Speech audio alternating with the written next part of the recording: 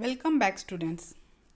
Students, this is the second part of the video for lesson number 14, Elements, Compounds and Mixtures. In the previous video, you learned about what is elements, compounds and mixtures.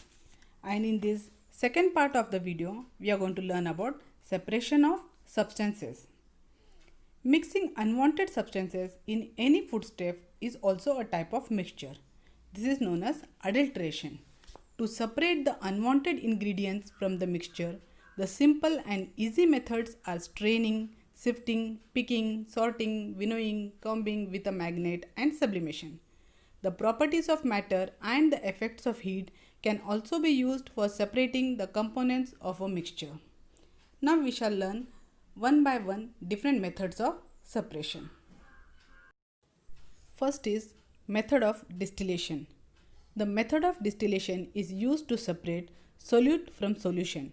It can also be used to remove impurities from the solution and make it pure. The seawater in the round bottom distillation flask is heated. This produces the steam.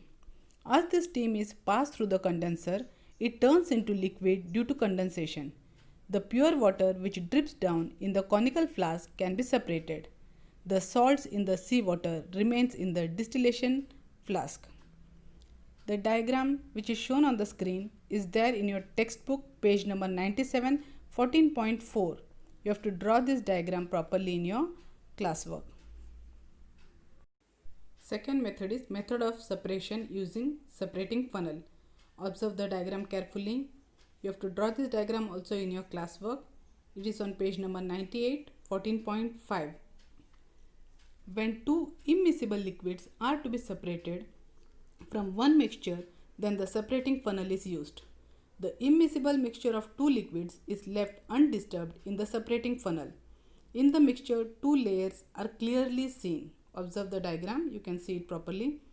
The lighter liquid floats on top in the separating funnel, while the heavier of the liquid always remains below. By opening the stopcock without disturbing the funnel, the lower solution can be separated. Example, kerosene and water can be separated by such technique. Third is method of centrifugation. To separate solids from a mixture of a liquid and solid, the method of centrifugation is used in the laboratory. A centrifuge machine is used for this purpose. It has a disc which rotates in circular motion with a great speed. Test tubes are attached to the rim of this disc. When these tubes attached to the disc rotate at the high speed, there is a centrifugal force generated. This force pushes the particles away from the center. Due to this, the solid particles in the mixture are thrown to the bottom of the tubes and are thus separated from the mixture. In this way, the small and lighter particles in the mixture get assembled together. The other methods of separation, such as filtering or settling, do not become useful for separation of such fine particles. Next is method of chromatography. If two or more substances are dissolved in small proportions in the same solution, the method of chromatography is used to separate these substances. In chromatography, two mutually opposite properties of substances are used. Solubility of the substance in the solvent that moves up. Ability of the substance to stick to the stationary filter paper. These properties are different for different substances. Therefore, all the components of the mixture do not rise for different heights. This method is used in pharmaceutical science, factories and scientific laboratories for detecting new ingredients and for identifying and separating components of a mixture. In this way, we learnt about separation of substances, method of distillation, method of separation from using a separating funnel, method of centrifugation and method of chromatography.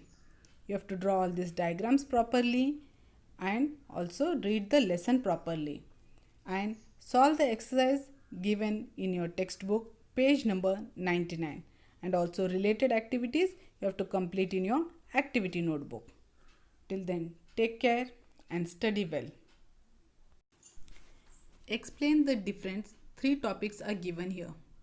You have to read it properly, write in your classwork and learn it.